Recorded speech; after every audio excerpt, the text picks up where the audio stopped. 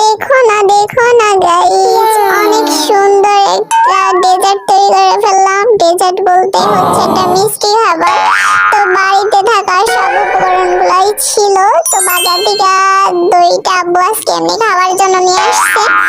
তো আমি তো খুশি হয়ে গেছি, মনটা একদম ফুরফুরা হয়ে গেছে, ফুরফুরা।